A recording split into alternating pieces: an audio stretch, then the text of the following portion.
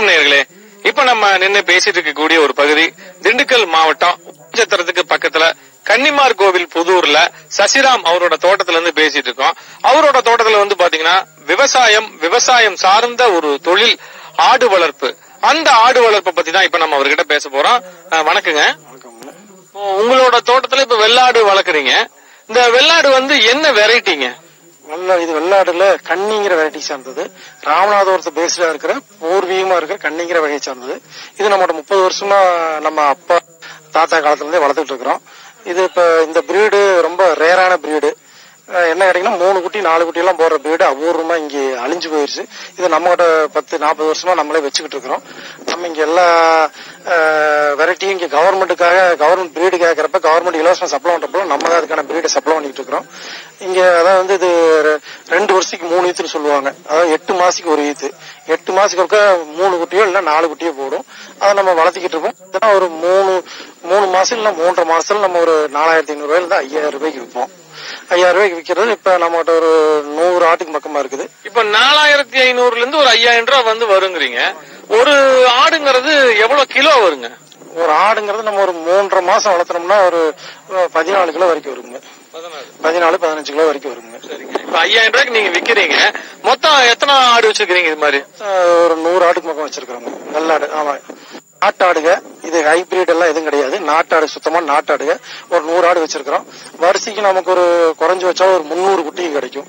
300 குட்டி, ஒரு குட்டி 5000 வச்சாலும் நமக்கு அதாவது வந்து ஒரு 10 லட்சம் பாக்கரசு வரைக்கும் நமக்கு இதுல வருமானம் வந்துகிட்டு இருக்குது. அதை வச்சுதான் நம்ம எல்லா வேலையும் பண்ணிக்கிட்டு இருக்கிறோம். இது வரைக்கும் விவசாயத்துக்கு தண்ணி கட்டுப்பாடு இருக்கிறப்போ நம்ம சொட்டு நீரை போட்டு ஆட்டுக்கான தீவனங்கள் வளர்த்துக்கிட்டு இருக்கிறோம். இதுக்கான பட்டுப்பூச்செடி போட்டிருக்கோம். அதுவும் ஆடு சாப்பிடுது. பட்டுப்பூச்சி நம்ம கிட்ட இல்ல, ஆடு சாப்பிடுறது. அதே மாதிரி சூபாப்பிள் போட்டிருக்கோம். ஆட்டுக்கே வந்து நீங்க பட்டுப்பூச்சி தலை போடுறீங்க? பட்டுப்பூச்சி தலை அது கொழுப்பு அதிகமா இருக்கு, அதனால அளவா பயன்படுத்துவோம். அளவா போட்டுக்கிட்டு பாக்கி சூவாப்பிள் தலைய பயன்படுத்துவோம். வர தட்டுகள் இருக்குது, அதையும் வெட்டி போடுவோம். வெளியில மேய்ஞ்சுக்கிட்டு இருக்குது. இயற்கையா வளர்த்துட்டு ஃப்ரீ ரேஞ்சில் வளர்த்துட்டு இருக்கிறோம். நம்ம எதையும் செட்டு போட்டு ஹைபிரிடா நிழல்லையே வெயில் படாம வளர்த்துற வேலையெல்லாம் கிடையாதுங்க. இயற்கையான முறையில இயற்கையான வெயில் போட்டு நல்ல ஆரோக்கியமா இயற்கையான தீவனம் கொடுத்து இயற்கையான முறையில ஆளுங்க வெளி மேய்ச்சலுக்கு போய் வளர்ந்துகிட்டு இருக்குது. இப்போ நீங்க இயற்கையான முறையில இப்போ ஓபன் ஸ்பேஸ்ல இந்த மாதிரி வளர்க்குறேன்னு சொன்னீங்க. மத்தவங்க வந்து ஆடு வளர்க்கறதுக்கும் நீங்க இயற்கை முறையில இந்த ஓப்பனா திறந்த வெளியில வளர்க்கறதுக்கும் என்ன வித்தியாசங்க? இதுல என்னென்ன உங்களுக்கு லாபம் கிடைக்குது?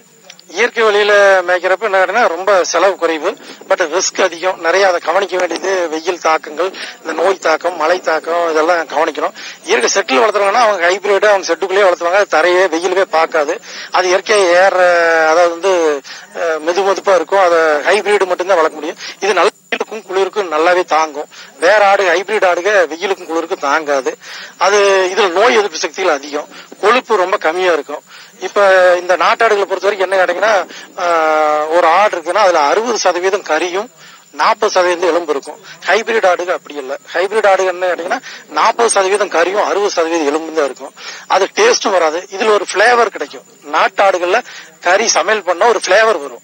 அது ஹைபிரிட் ஆடுகள்ல கண்டிப்பா கிடைக்கும். அந்த பிளேவர் இங்க தமிழ்நாட்டில் இருக்கிற மக்கள் எல்லாத்துக்குமே தெரியும். அந்த பிளேவர் பார்த்தாலே சமையல் பண்றப்ப அந்த மனம் வரும். அது ஹைபிரிட் ஆடுகள்ல அந்த மனம் வராது. இது அதுல இருக்கிற வித்தியாசம். நோய் எதிர்ப்பு சக்தி இதுல அதிகமா இருக்குது. கொழுப்பு ரொம்ப கம்மியா இருக்கும். ஹைபிரிட் ஆடுகள்னா செட்டில் வளர்த்துவாங்க, ஹைடெக் முறையில் வளர்த்துறாங்க. இயற்கையான தீவனங்களோ இதை கொடுக்கல, ஹைட்ரோபோனிக் போன தீவனங்களை கொடுத்து ஹைபிரிடா வளர்த்துறாங்க. அதுல கொழுப்பும் அதிகமா இருக்கும். இந்த பிளேவர் சமையல் பண்றப்போ ஒரு மனமும் ஒரு சுவையும் கிடைக்கும். அந்த பிளேவர் இதுல கிடைக்கும், அதுல கிடைக்காது. அதான் இப்ப நீங்க சொன்னீங்க மத்த ஆடு வந்து பாத்தீங்கன்னா 40% கறி, இதுல வந்து 60% கறி இருக்கு. இப்போ வியாபாரிகள் வந்து இந்த வெரைட்டி நீங்க வளர்த்துறீங்கன்னா கன்னி, இந்த வெள்ளாட்டினோட வெரைட்டியை தேடி வந்து வாங்குறாங்களா? கண்டிப்பா இந்த வெரைட்டி தான் தேடி வந்து வாங்க. நான் இதுக்கு இடையில ஒரு 2 வெள்ளாடு ஹைபிரிட் வாங்கி இதுக்கு இடையில வளர்த்தினேன். அந்த ஹைபிரிட் வளர்த்தி ஒரு 2 வெள்ளாட்டு ஒரு 4 பெருக்கி கொடுக்கறப்ப யாருமே வந்து வாங்கல, விரும்பி வாங்கல. அது ஏன்னா பெருவட்டா இருக்குதே ஒழிய அதனுடைய பிளேவர் சரியில்லை. சமையல் பண்ண அதனுடைய மனமும் சரியில்லை. அதனால வாங்கல. ஆனா அந்த 2 ஆட்டையும் கழிச்சிட்டோம். இப்ப நம்ம கன்னி நாட்டாடை மட்டும்தான் வச்சிருக்கிறோம். நம்ம அந்த பிளேவருக்காக வச்சிருக்கோம். இங்க பக்கத்துல சந்தை, கொடைஞ்சல் சந்தைக்கு இப்ப ஃபேமஸான சந்தை. எல்லாத்துக்குமே காய்கறிக்கா இருந்தாலும் சரி, ஆட்டுக்கா இருந்தாலும் மாட்டுக்காலும் ஃபேமஸான சந்தை. அந்த சந்தையில போனீங்க, இந்த ஆட்டு சந்தைங்க வியாழக்கிழமைக்கு இப்ப சமீபமா நடந்துகிட்டு இருக்குது. வியாழக்கிழமை போனீங்க, இந்த கன்னி வகை ஆடுகள் தான் அதிகபட்ச விற்பனை. ஹைபிரிட் ஆடுகளை யாருமே விரும்புறது இல்ல. இது விட்டா ஆந்திராவில இருந்து வர்ற ஒரு சில ஆடுகளை விலை கம்மியா தேவைப்படுறவங்க ஆந்திரா ஆடுகள் வாங்குற வழியா கன்னிங்கிற இந்த வகையான ஆடுகளை தான் அதிகபட்சம் விரும்புவாங்க. வேற ஆடுகளை விரும்புறதில்ல. பொதுமக்கள் இங்க கோயில்கள் கிடா வெட்டுறதுக்கும் சரி மற்றதுக்கு வாங்குறப்பவும் யாரும் விரும்புறதில்ல. இந்த பிளேவர், இதோட குணாதிசயம் எல்லாமே மனிதனோட இட பழகிறதுல சக மனிதனாட்ட இட பழகும். அந்த குணாதிசயம் மக்களுக்கு பிடிச்சிருக்குது. அதை தவிர இதோட பிளேவர் நல்லா இருக்கும், அதனாலதான் மக்கள் விரும்புறாங்க. இது மக்களுக்கு பிடிச்சு போனதால இது ஹைபிரிட் ஆடுகளுக்கு இந்த குணாதிசயம் கிடையாது. மனிதனோட இட உலகிறப்பவும் அந்த குணாதிசயம் கிடையாது. பெருவட்டா இருக்க முடியும், அதோட டேஸ்டும் கிடையாது. இப்ப பாத்துட்டீங்கன்னா நீங்க இந்த கன்னி வெள்ளாடு வளர்த்துறீங்க, இதுக்கு எந்த வகையான நோய் வரும், அந்த நோய்க்கு என்னென்ன வகையான மருந்து கொடுப்பீங்கங்கறத சொல்லுங்க. இந்த நோய்னா வாய்ப்புண் நோயின்னு ஒரு நோய் வரும். அதுக்கான தடுப்பூசிகள் வருஷத்துல 3 தடவை நம்ம அதுக்கான தடுப்பூசிகள் போடுவோம். இந்த மடி நோய்ங்கிறது மாட்டுக்கு வர்ற மாதிரி ஆட்டுக்கும் வரும். அந்த மடி நோயெல்லாம் நம்ம கண்டுபிடிச்சா இதுக்கு தகுந்த மாதிரி கண்டுபிடிச்சு போடுவோம். சளி வரும், அடிக்கிறப்ப மழையில இடையில நிறைய வெயில் அடிக்கிறப்ப இடையில மழை வந்து சளி பிடிக்கும். சளி பிடிச்சா அந்த சளியில கிளீன் பண்ணி விட்டு நம்ம அதுக்கான தடுப்பூசிகளை அரச மருத்துவர்கள் இருக்கிறாங்க, அவங்க சொன்ன உடனே போன் பண்ண உடனே வந்துடுறாங்க. தெரிஞ்ச டாக்டர் இருக்காங்க, அவங்களே வந்துடுறாங்க. வந்து அவங்க அதுக்கான தடுப்பூசிகள் எல்லாம் போட்டுறாங்க. இப்ப நீங்க இந்த கால்நடை வளர்ப்புக்கு அப்படின்னு சொல்லி சிறப்பு பயிற்சிகள் ஏதாவது எடுத்தீங்களா? நீங்க சிறப்பு பயிற்சி இதுகளுக்கு எதுவுமே எடுக்கலைங்க. நாங்க எங்க குடும்பத்துல யாருமே இந்த ஆட்டுக்குன்னு பயிற்சி யாருமே எடுக்கலைங்க. இயற்கையா முதல்ல இருந்தே 10-30 வருஷமா வளர்த்துட்டு வர்றோம்.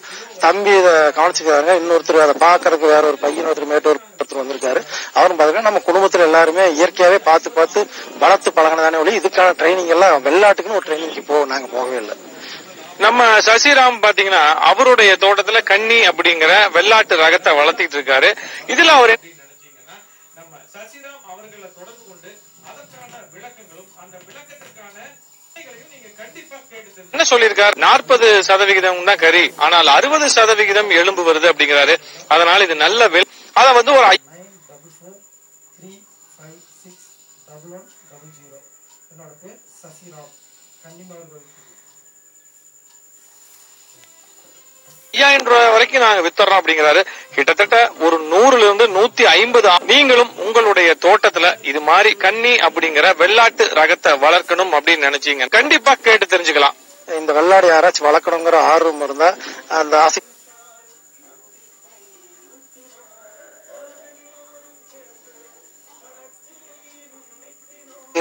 என்னை தொடர்பு கொள்ள என்னுடைய தொலைபேசி எண் 944356